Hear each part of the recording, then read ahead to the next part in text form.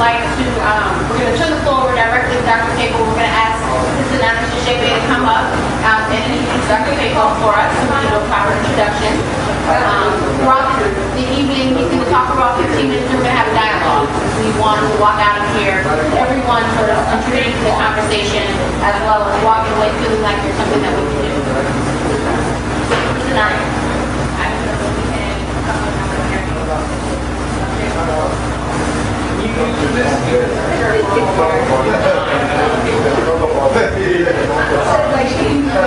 I can't be long, I'm short. Okay. Good evening, ladies and gentlemen. Okay. And want to really thank my sister. I want to thank my sister for inviting us to this small gathering. Just to really say farewell to Dr. Pheko. Dr. Pheko is not new in the struggle. He was the president of the Pan-Africanist Congress. He worked for 10 years as a member of parliament, and he was the president of the PAC. And he has written 20 books. But he also now in the Parliament of South Africa, and has written a book which is one of my favorite, which says,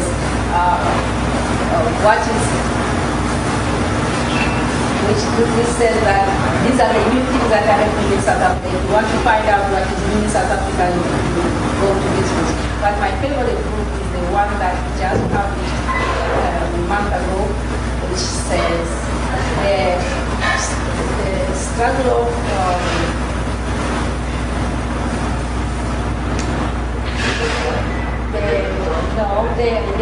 the new one, that where were these people in jail? The history of Robben Island should be preserved. And in that book, he illustrates exactly the beginning of Robben Island and who was in Robben Island and how long they were in Robben Island. And with that book, you really never be concerned about who really wants the land. I'll let Dr. Pheko explain to us why it is important that we have to be Pan-Africanists, because he's one of the stalwarts of Pan-Africanism in Tanzania. Thank you.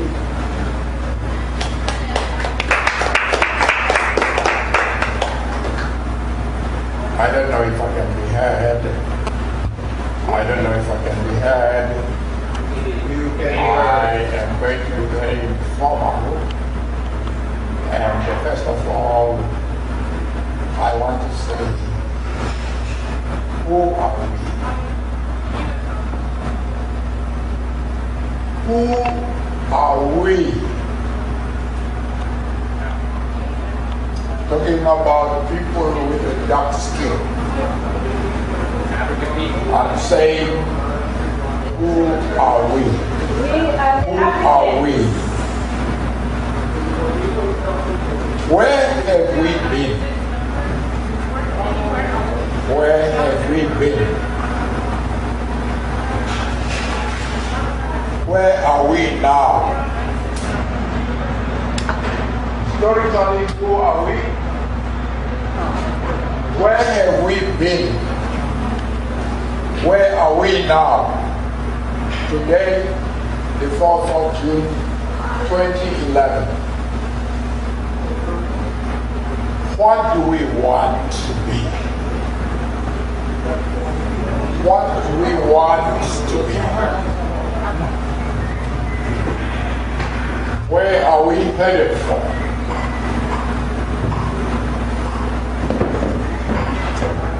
Any problem? Any problem? We're trying to get rid of the buzz. Can you project? Can you speak loud without the mic? No, without the mic. Can you speak without this? People can hear you. We're not going to be able to hear with the business going on behind us. We have very few here. So I think down to the front. We all move down to the front. Yeah, we have very few here, so I'm sure we can do without the mic.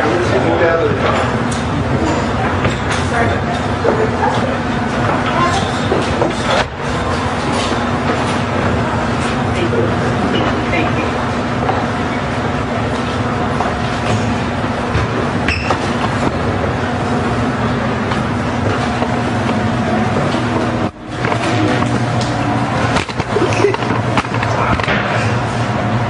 Yes, I ask those questions because as African people, whatever we call ourselves, we need to know where we came from.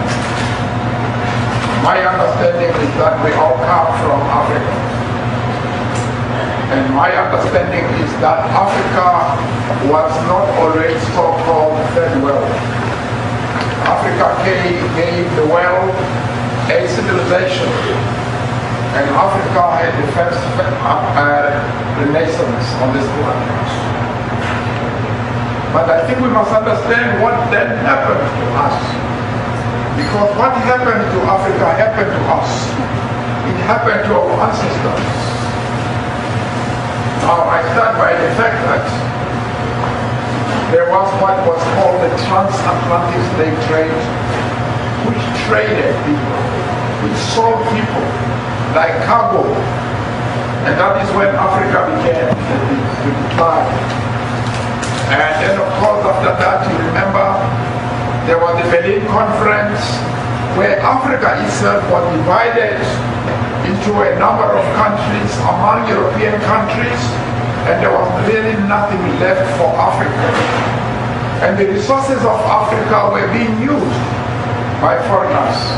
And today they call themselves developed countries and unaware, maybe deliberate, that all the development that has taken place in Europe, in the United States, anywhere else, it was as a result of that slave trade as well as a result of colonialism in Africa. So sometimes we look down on ourselves. That is why sometimes I talk a lot about history, to show that we were the first people who enlightened this world. Our ancestors were the people who enlightened this world.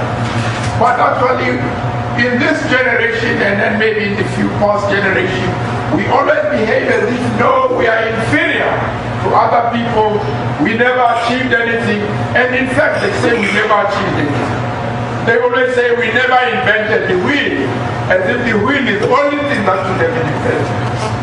And I can tell you that if we had time, I will tell you exactly who invented the wheel. Because the wheel was known among the African people. And you'll find that the people in ancient Egypt knew everything about that wheel that they are boasting about. But I don't want to go into that now. But I simply say, knowing where we are now, and maybe realizing a little bit of what we were before, I think that our agenda should be how to get where we were once. We were once a power.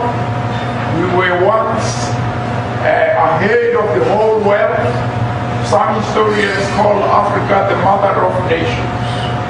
And it is absolutely indisputable that anybody in this world who is knowledgeable at all can never speak about civilization without reference to the African. But maybe that becomes a little bit monotonous. But when you take our labor far apart from our civilization, I was talking about the development of the European countries, including America. It could not have been what it is today had our labor not come here. But we have not benefited from that labor. They have benefited and they are looking down on us and they are saying that, well, maybe we are just lazy and that is why we are not where we should be. And I should say, I think the 21st century, the century where we should come up with an agenda to go back where we were. To go back where we were. We are not that world. We are not that world. We are first world. We were always that world. And we must go back there. Now, how do we go back there? We need to have an agenda. And if you look at the political history of our people, you find that around 1900, they had some of our people here in the diaspora, like Sylvester Williams, and many others, Marcus Garvey, and the people who realized that we cannot go where we once were unless we have something, a vehicle that will get us there. And the vehicle that is going to get us there is to understand that we are one. We can debate that if you want, but we are one. I realized or noticed that when we were enslaved, some people sat down and decided and planned exactly how that was going to be. And they were together. And when they were going to colonize Africa and partition it among themselves so that it benefits them, they were together. When they realized that colonialism was being challenged seriously and it was not going to work, they were together to bring about what we call a neo-colonial situation today. We are the only people in the world who do not work together. And for as long as we don't work together, we always have problems. And I want to say that we have been given a philosophy which is called Pan-Africanism, which means that the African people must unite, the African people must do things together. And I want to point out that we have just come from a liberation, a political liberation of Africa. Angola, in particular, Zimbabwe, which was Rhodesia, South Africa, Tanzania, Namibia, Southwest Africa. And the people here in the diaspora were involved. We had begun to work together. The OAU had a liberation committee. They were giving our freedom fighters guns to go and fight. I don't think that what we call South Africa today would have been liberated if the African people throughout the world did not make whatever contribution they could make. And I'm saying this because I was here in the United Nations as a representative of the people who were the victims of apartheid and colonialism. And I know just how much contribution was made by our people in the diaspora and also in Africa, in other parts of Africa. Nigeria never said, well, those people in Rhodesia, those people in South Africa, those people in Southwest Africa, those people in Angola, those people in Mozambique, it's their own endeavor.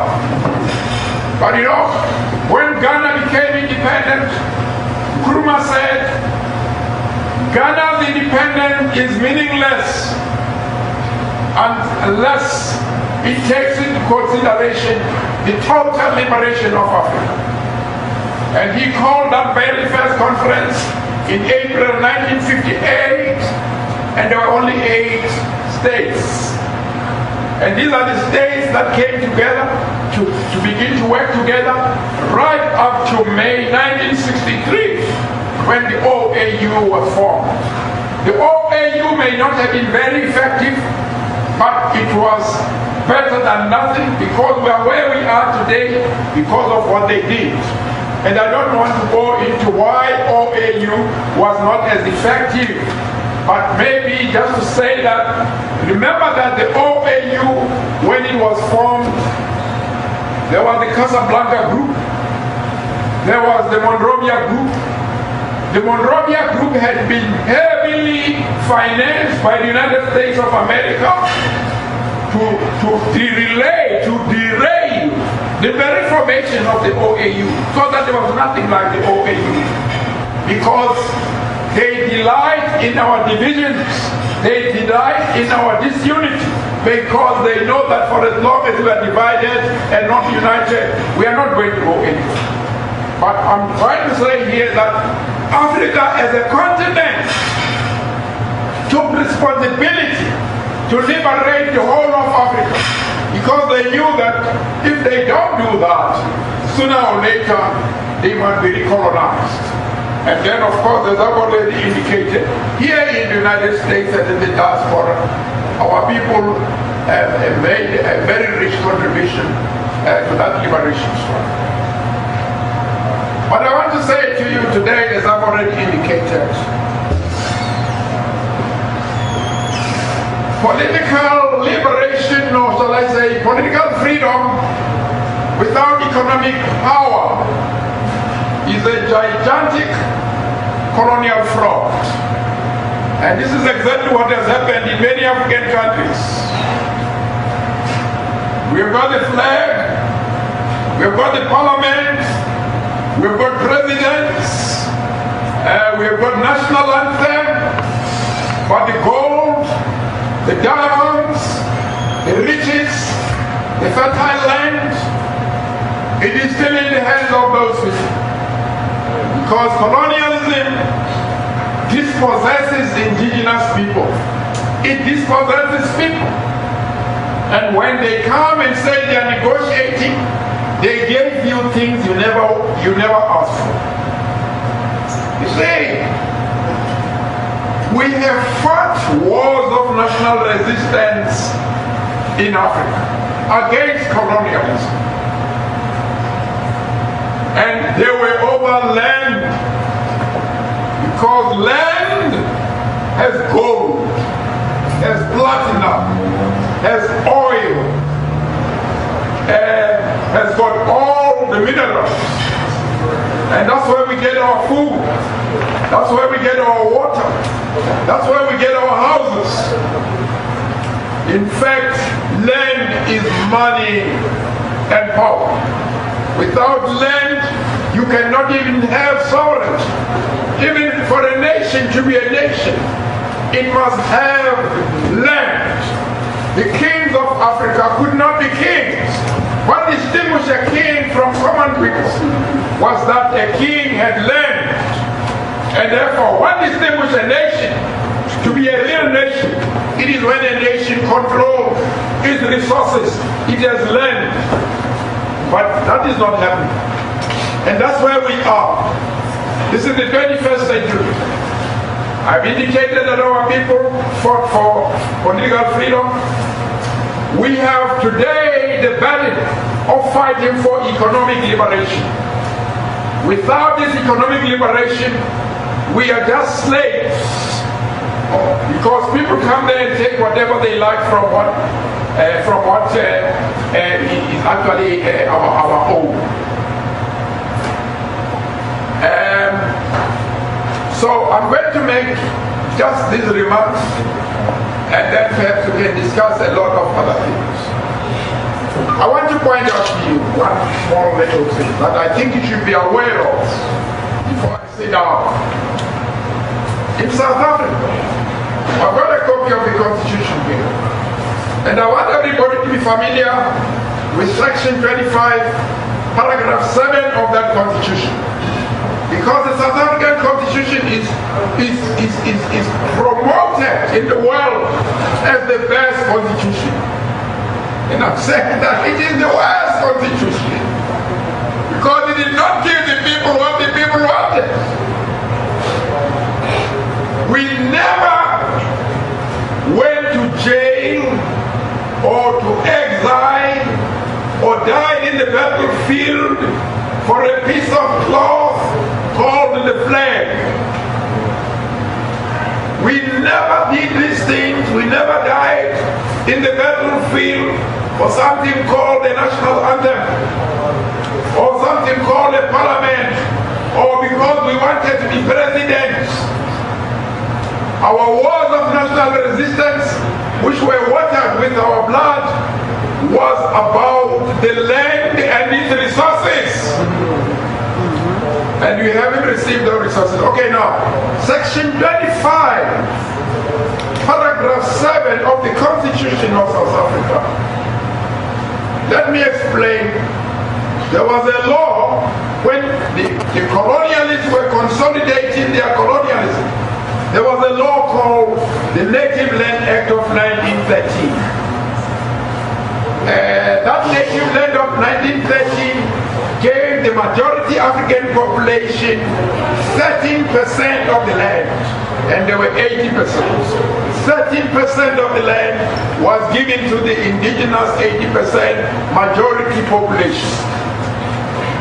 When there was negotiation, nothing was said about the land. All that was said was that people who had land before 1913 will have that land. So if the African people had 13%, they will have to do with that 13%. And that is the case now. 13%. If you go to South Africa today, I know people are told a lot of stories in the media, but that's not what you're going to find. Go and see where the people live. The ones that we said were liberated. They cannot get jobs. They have no place to sleep. And these are the things that are the result of the failure of properly decolonizing the country and making sure that people get what they fought for, not what they did not fight for. So, in a nutshell, I simply want to say that this is the program, this is where we are, and we believe that we must also do the same things. We must unite in these matters of liberation and see how best we can come out of this, because surely economic liberation is the thing of now. I want also to emphasize, of course, maybe a little, say that it is also very important for us to realize that we need massive education, massive education, massive education. When I talk about massive education, I'm not talking just about academic education. I'm not just talking about degrees. I'm talking about all kinds of skills. Carpentry is a skill, plumbing is a skill, electricity is a skill. There are a lot of other things that are a skill. So that a country, a nation, becomes self-reliant. But most importantly, we need to acquire technology. And the technology I'm talking about has relevance to raw materials that we have in Africa. We have diamonds, we have gold, we've got uranium, we've got cobalt, we've got tantalum. There's nothing you cannot find there. And then you go to the products, that cocoa there in Ghana, that coffee there in Ivory Coast, those riches that people are fighting for up to this minute in the Republic of Congo. And everybody who is rich today, who is rich, I don't care, he may be in Europe, he may be in the United States, everybody knows he who owes or she owes or they owe their wealth from Africa. And Africa is sitting in poverty there. Why? Because what we need is, what they are doing is to take our diamonds, go and process them in Switzerland, take our cocoa, go and process it as chocolate and bring it back to us for 200,000%. We should be in a position where we process our products and we send them out as finished products. That is the only way we can control our economy, raise up the standard of living of our own people, and share our own wealth and our own riches with those that have stood with us during the darkest time in the struggle. I really think that is all I want to say. I really think that's all I want to say.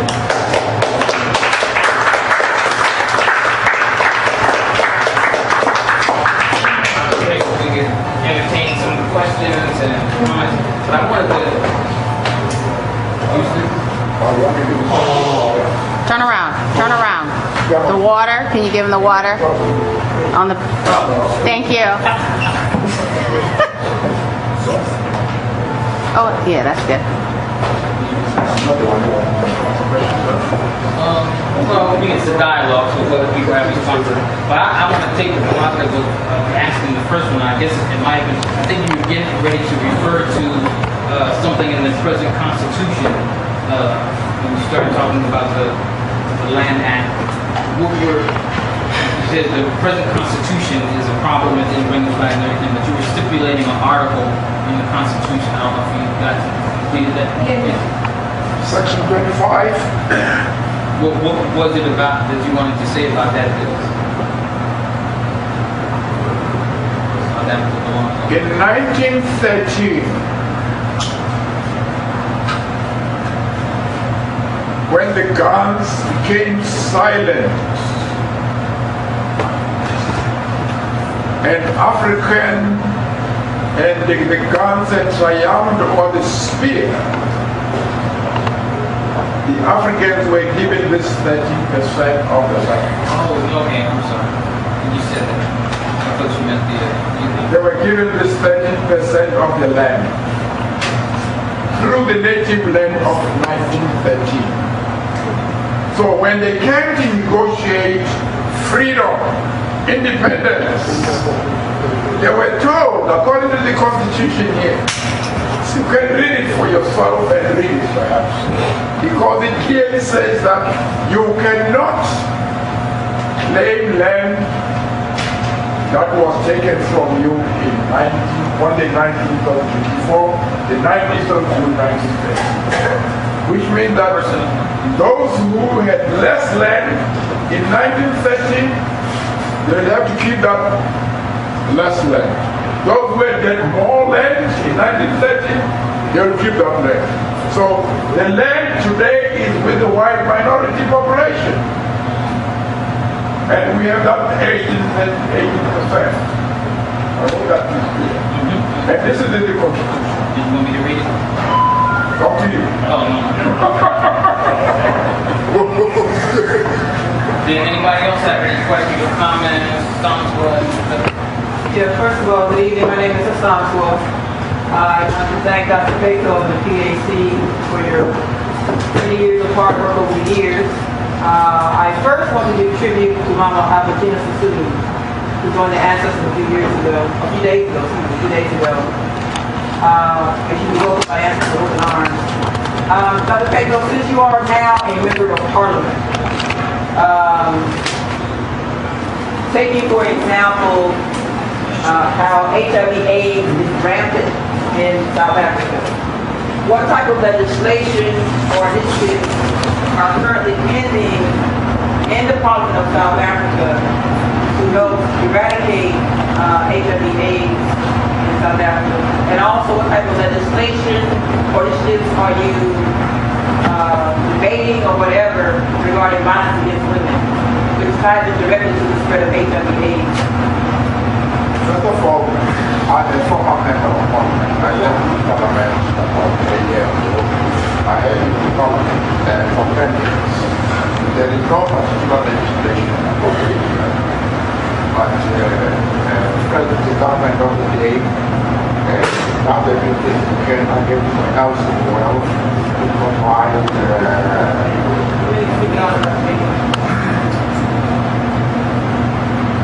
government of the day last to provide medicine, but there is no legislation. I think that's all I can say. And anything about violence against women? Violence against women and girls. Violence against women and girls. Any legislation pending, or any initiatives pending, or debated? There is legislation on violence against women. But every year around some jury system, and that whole part is dedicated to making this problem for violence on women not much of a thing. That we don't deal with it very well.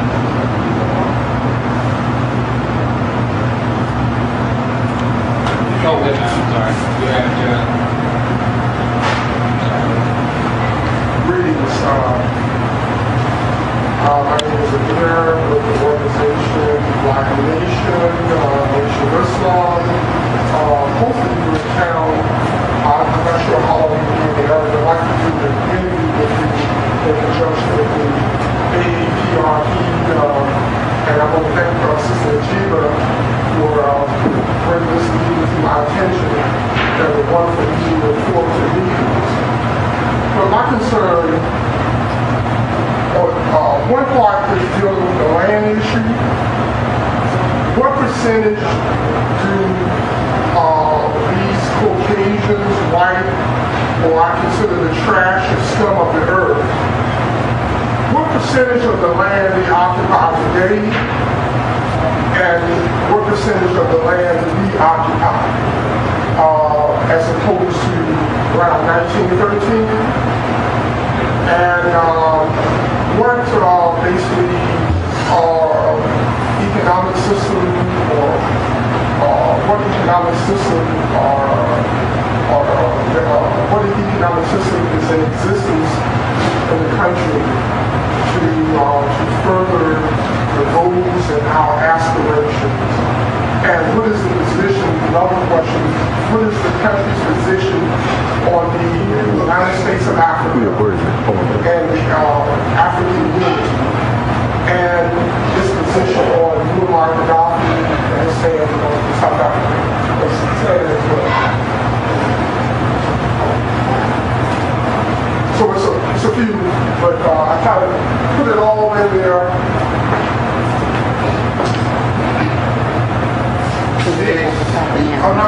Thank you.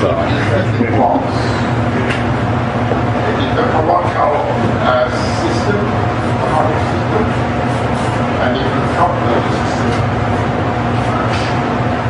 And if I can elaborate,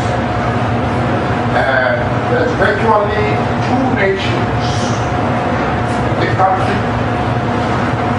One extremely rich and white, and the minority, and one extremely poor and black, and the minority. That's what the situation is economically. With regard to land, the African people were allocated 13% in 1913. They still have that 30%. One of the reasons I said that the Constitution must be read here, because I'm not here to spread propaganda. A copy of the Constitution is here, Section 25, Paragraph 7, clearly says that no land that was taken before June 1930 may be given away. So the whites had 87% in 1930, and the Africans had 13% in 1930. So they keep the 13%, and the whites keep 87%. And 87% of all things. All the minerals are there, all the wealth is there. The 13% that was located to the African people it's not even the best land. It's rocky, sandy, there's nothing in it. But the reserve, this 13% was called reserves. The reserve was so that Africans will starve to death in the reserves if they don't go to cities to where they can gold mines for somebody else, the diamonds for somebody else, platinum for somebody else, for the farms for somebody else. They have no land where they can say they are working for themselves. Now, the United States of Africa was never the project or policy of the present government. In fact, Pan-Africanism in that country used to be called by some of the rulers today as racist. So Pan-Africanism was never their aim. When Libya was attacked, I myself wrote it up, condemning. Everybody was silent. It took 5 days for the youth of the ruling party to say this is wrong. Nobody had pronounced it. then you'll appreciate that we have a seat here in the United Nations in the Security Council. And our country voted that what the Americans, the British, and others proposed must go and be done. They did not even pretend to, what do you call it now, what do you call that thing now, when you don't go there or abstain. They did not even pretend to abstain. They took a clear position that yes, this must be done. I condemn that myself in my own heart. And I know that many people do not go along with it. But I'm sure you've also realized, you've also said that everybody should see that you are the wrong. The thing is, after Gaddafi, then who else is there? Because we know from history that they take you one by one until we are all gone. And the best thing is always that when they take one of us, we rally around that one. And in fact, we have been defeated because we have been taken one by one. We think it is not my war, it's not my battle. But then at the end of the day, it will be your battle. And there will be nobody to come and help. I think that your questions are answered. Where you put your hands. Dr. Pheko, I was wondering if you could, on that note, share now what is your position on Zimbabwe? Does Zimbabwe in certain ways fit that same situation? A man called Cecil Owens, many years ago, he went first to what is called South Africa. And then he went to Rhodesia. Well, it was not Rhodesia, Zimbabwe. And then of course it was colonized. Rhodesia was colonized. And they released all the criminals in their jails in Britain and promised them to go to Rhodesia where they would have farms and also the possibility of having gold mines there. That they did. And independence, when Mugabe got to the power, I think it's about 400 or 4,000 white farmers. There were only 12 million hectares of land for farming. Well, I won't give details of why Mugabe did not do that at that time and so on. But I simply want to say that the land was simply not in the hands of the people. Again, they had got the farm, they had got the flag, they had got parliament, they had got the president, and there was no economic power. So what Mugabe is, and I've written several articles, and I've raised this issue, and I've stood in parliament for this issue. I have said that what Mugabe is doing is what all presidents in Africa, in Kenya, in Namibia, and many other places also be doing. Mugabe is doing the right thing, not because it's Mugabe.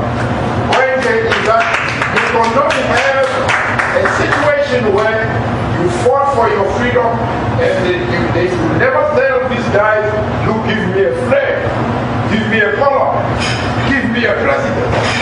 They know the wars of national resistance are about the land. But when you negotiate with them, they pretend they don't know. They give you the things you want. What we want is land. What we want is gold. Where we are now is we must control the resources of Africa. They are ours. They belong to us.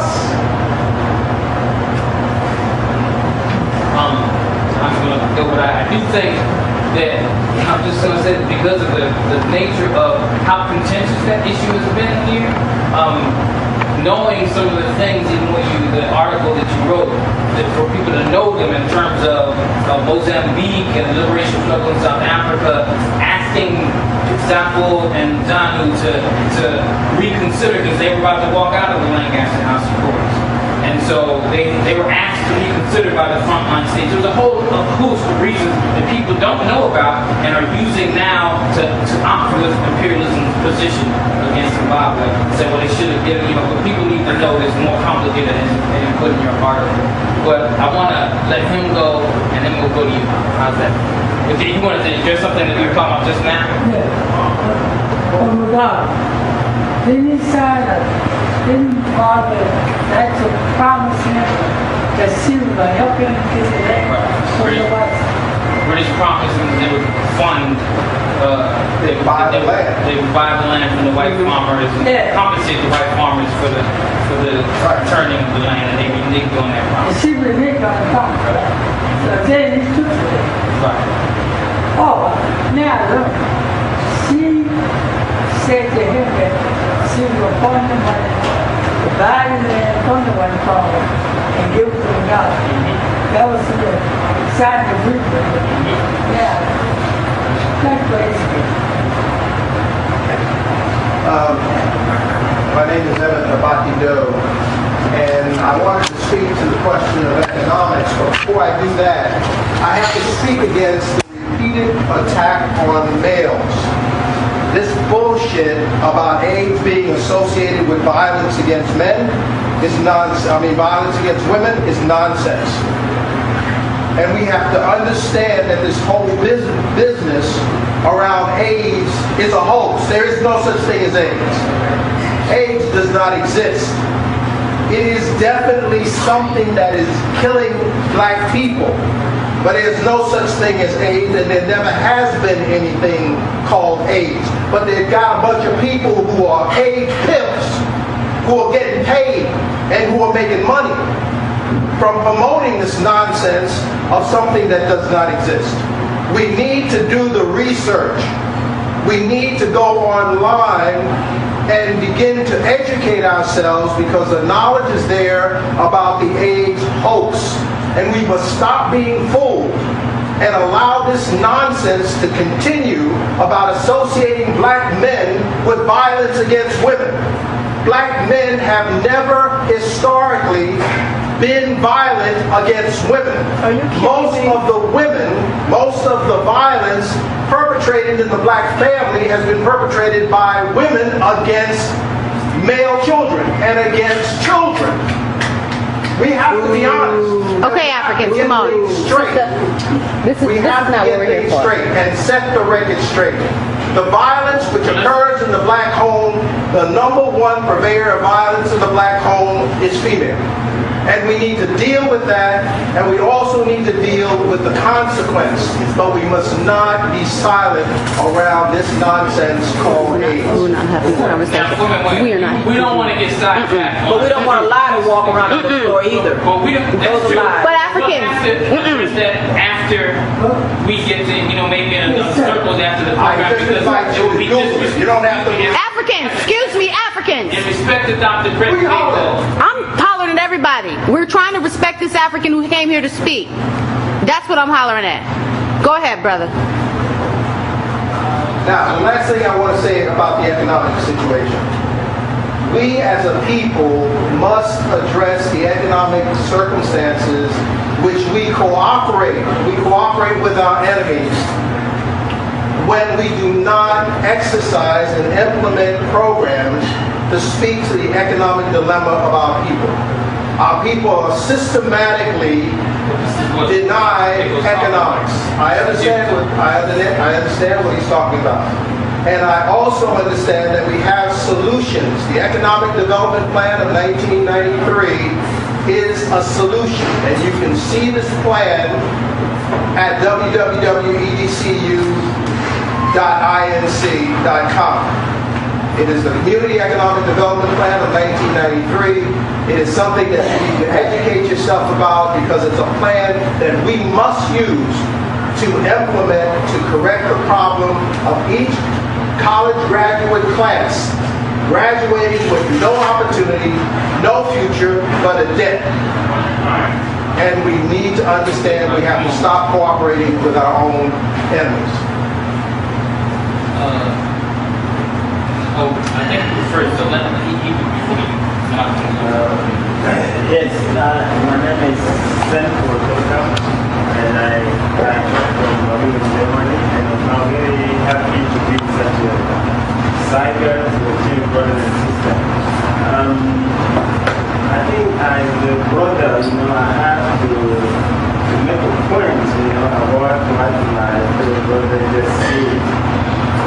reacting to what my sister Santo was saying. I think that's the very kind of issue we must avoid, that trying to point at a specific group within the community as being so-called responsible, of an oath that is undermining our people, undermining our unity, weakening our struggle. Both of us, men and women, men and women, we have, our share of responsibility. But we all also know the historic condition under which these came to happen between us and among us. The brother is right, that is not an African tradition, domestic violence. Neither that of the men toward the woman, neither that of the woman toward the men, or neither both of them toward the children. It is not our tradition. It's part of all this process of alienation, domination, oppression, enslavement. That's the issue. But we also need to understand we cannot address it unless we together, deal with it instead of pinpointing at each other, and fighting each other over this kind of problem. So, I would really appeal to all of us, not to lose this focus, and to refocus, on genuine issues, the kind of what the brother Pheko has expressed here. I'm very thankful that you went this long way to come and inform, educate us about what's going on, in Tanzania. Because when all these things happen there, all of us will come to we're enjoying, we're happy. And you, the PSC, you were the people to warn us about what were going on there. But unfortunately, not so many here listened to you. And now today, we see our people paying the highest price in Tanzania.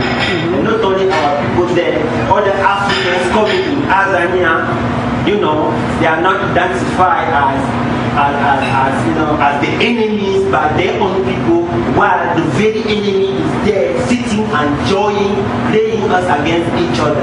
And this is a terrible situation, and we are so glad that people like you who have been, uncompromising, in articulating the reality, educating the people, and fighting for it. And make no mistake, and be confident that one day or the other, this truth that you people epitomize and body, it will triumph, it will conquer, and Africa will be free. Thank you, brother.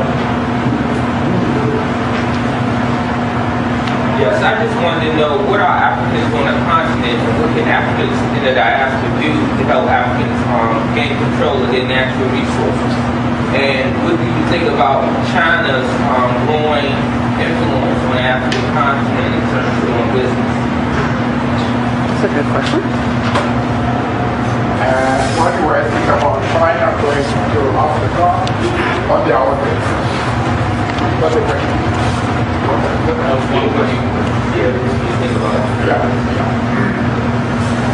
Well, I think that trade is trade. I cannot say that the Chinese should come to Africa as messiahs. And I must say that yes, there's a need in Africa to diversify our economy in the sense that, well, when you export to the Western countries, you know what happens. And also you know what happens when they deal with you. They normally look at their own side and not that of the African continent. But that does not mean to say that we should close our eyes to the fact that the Chinese are also just human beings. They've got their own interests. So far, if they want to be our friends, we accept it. But we know that there are people who have been our friends before, and later on they tend to be those. So I think that it is important for us as Africans, whoever we deal with, we must not be naive. Nations have got interests. We have interests. We must protect our interests because they also protect their interests. I don't know whether I'm answering your question there, but I'm saying this because some people simply feel like, okay, now the Chinese, but you must understand, the Chinese have got over a billion people. And I think that when a nation is a lot of people will come, it also will be looking for the place where it will come. So Africa certainly has to be careful that it is not taken for granted.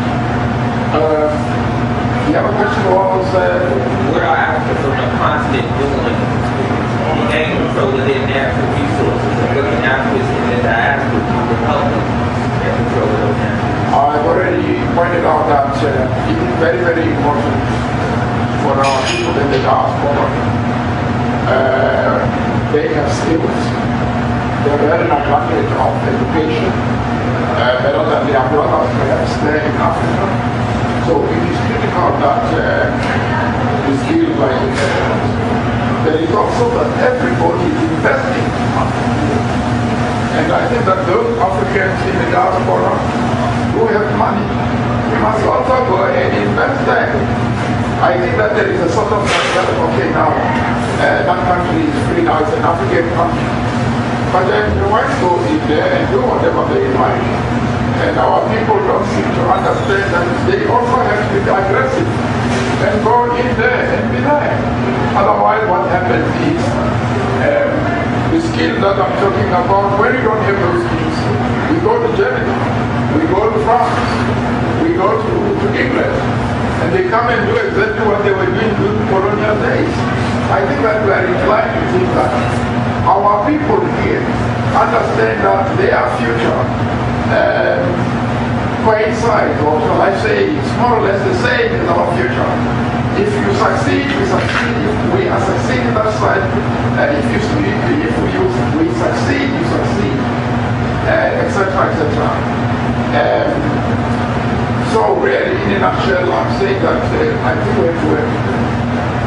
One example I want to give, and I always want to repeat, is I have said this is the struggle for economic liberation. In the past, we didn't have the struggle for political freedom. And I've said that we had pioneers in the gospel, Boy, Makuzami, and other people who contributed very much to the struggle in Africa. And therefore, today, because we are working for economic liberation, we should have an agenda. We should have an agenda. Our people must have an agenda for economic liberation. It is not the first time that we are trying to liberate.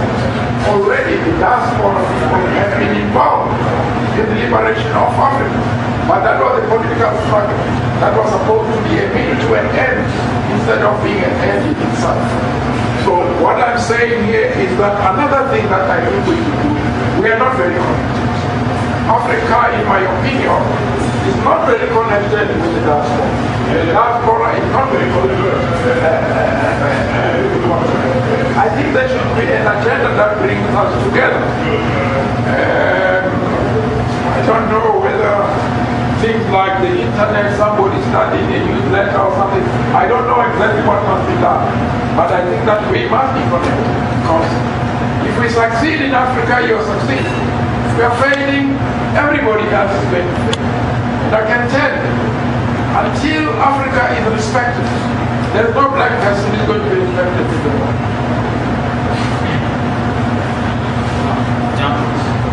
Well, he actually, his question was actually parallel to mine. So thank you for your response. It wasn't, the particular question I had was in reference to the control of our resources and how we can get involved. But just to add to it, I know that you mentioned us taking our education and our resources to Africa and investing in Africa, and you also gave some examples. Sometimes it's challenging because we can look, well, I know myself, I can look at the larger picture, but then my question is, well, how exactly do I move forward next month? Like, what are some small,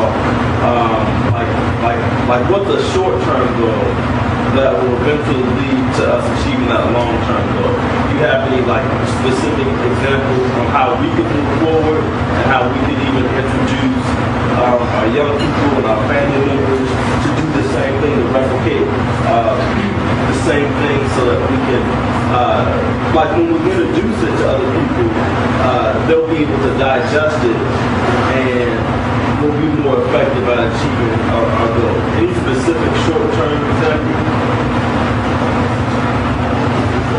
I don't know whether this is short or long, but I've already said it in other meetings.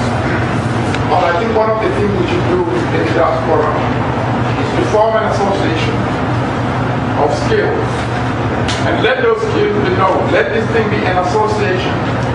And I think that this must be fed to the African governments.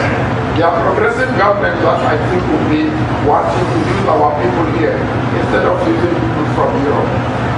But it must be an association. I think when it is association, it is easier to speak to a government because you speak not as an individual, you are speaking as an association. And then of course also you speak to other people inside the country that are progressive, that are sharing your own view, and they are able to talk to these guys if they drag their feet. You talk to them well, something goes wrong, say now in a hospital people die because they are not doctors. Then you go to the media and say that, but there is an association, whatever, United States, Jamaica, and these people could be helping us here. But you are making things difficult for them to come here. So that we all take responsibility. And then the whole question of information. When you have been ill-treated, when something has gone wrong, there should also be people inside the country who will know about this and take it up themselves on your behalf. This is how I look at it. I got a couple of questions. I don't see any more hands. Are there any more hands? Okay. Dr. Pheko, we talked about this on the radio a little bit more, but maybe it'd be good to talk about the situation of political prisoners in South Africa and Tanzania. And also, I have a question about, there's sort of a new, I don't know how new it is anymore, but there's a phenomenon of non-governmental organizations, especially our youth, who are joining these organizations that have nothing but a liberal or even capitalist frame of mind. They often, if they're political, fight for very what can be described as ambiguous definitions of human rights and all these kind of things. And they often are used a lot of times, organizations, to attack the rest of the government, to do things. Just to me, what I see is create a different state on the ground in Africa. A lot of our youth are joining these organizations. They're graduating from college, doing what they're saying, telling them to do, acquiring skills, and then they think how to do what you're saying. They think they join some of these NGOs. So you have to take, because I know you have the analysis of the NGO situation in Africa, and then talk about the political. Well, in the case of Zimbabwe, we know that they depend to most but were financed not to really do what the NGO should do when it comes to but to undermine the government. That is not right. So it becomes a very difficult question because we don't know where the people who are behind these NGOs come from. But I think that is another thing that people have to realize. Because most of these people come from outside and they need NGOs. And certainly the interpretation of human rights is not the same as ours when we deal with the pre-abstractions. And that is all as far as that's concerned. Now let me come to the question of political prisoners. We do have political prisoners. We have political prisoners from the days of Mr. Mandela. Nothing but this made me more in that country. As you see people who behind bars who are freedom fighters. I was here in the United Nations, and one of my responsibilities was to call for the peace of all political prisoners. And Mr. Mandela is one of those that I said, but the relief was among those that I said. But I don't understand how this whole country. I must point out to you that there is what they call the Truth and Reconciliation Commission. The Truth and Reconciliation Commission called the perpetrators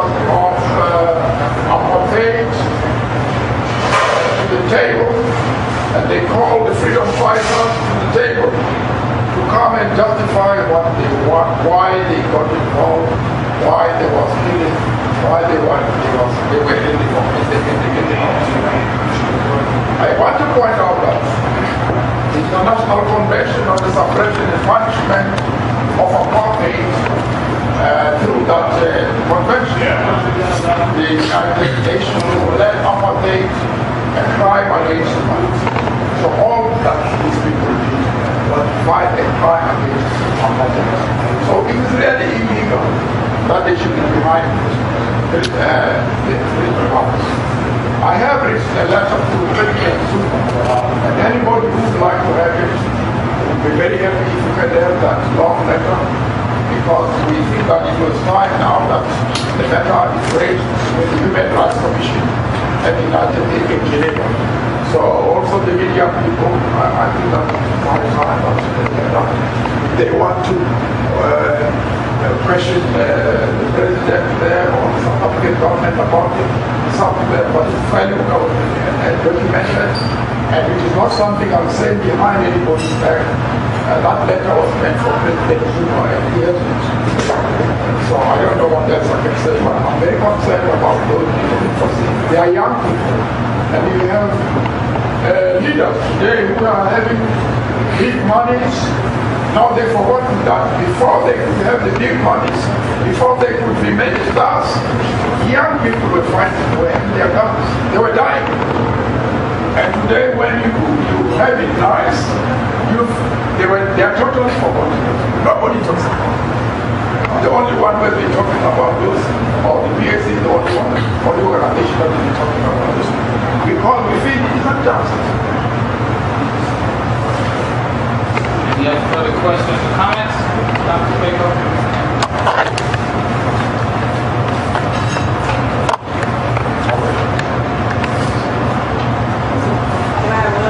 Or someone else already spoke? No one else raising their hand, so you and then the brother. Okay. Dr. Pheko, if you could please, to go back to what this brother is saying, I made no apology for my politics. Let me finish, Amir.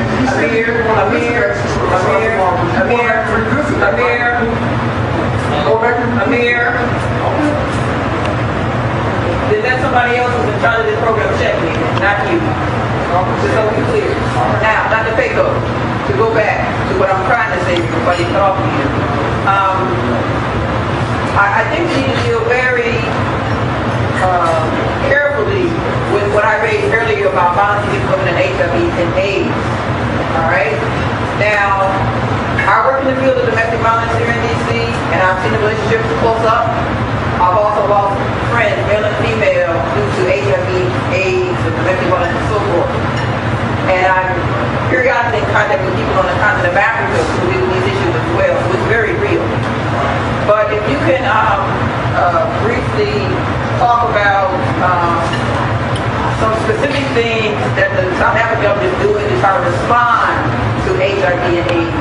I've read about some things from time to time, but if you know particular programs or particular women's groups that are dealing with this issue, grassroots that are dealing with this issue in South Africa, I think that would be very helpful. Thank you. I think I've indicated that South African government is doing something about it. Whether it is for something or the government. The organization. I am saying that something is being done about AIDS. Now this is whether people believe it or not. I'm not a very doctor. It's probably. Anyway, something is being done about it. I don't know what it's better to say, but it's a program to help people like South Africa.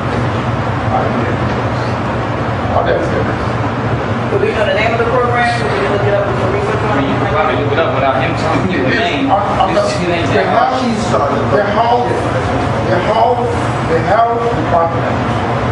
health department is delivering.